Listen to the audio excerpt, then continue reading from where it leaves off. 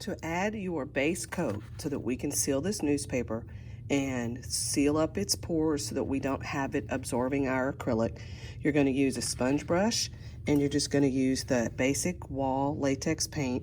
You don't need to load up your sponge brush too much because remember, it's a sponge, so it's going to hold a lot of paint. And you just want to put on just a single coat throughout your entire sculpture.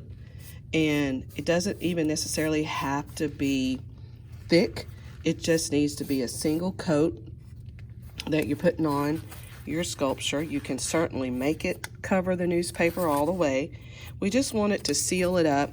You have to do your edges.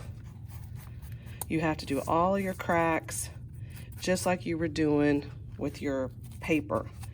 And then when you get finished, you're gonna have a little bit of an extra, oh, well, it's gonna be messy to try to clean this up. But you're gonna need to come to the sink, and then when you get ready to wash your brush, you can still see that I don't have paint all the way up here. I'm not dipping my brush, my sponge brush all the way down.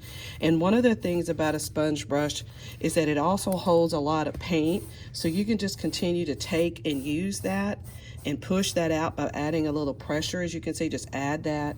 Don't use a lot of pressure where you tear up the brush, but you're just gonna add your paint to it. Again, it's a sponge brush, so it doesn't need a lot of paint.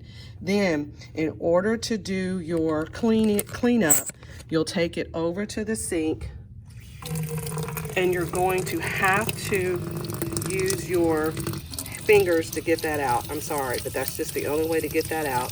When it runs clear, then you know that it's clean.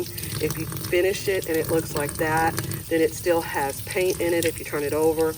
So make sure that you're cleaning these good, laying them down so they can dry for the next class.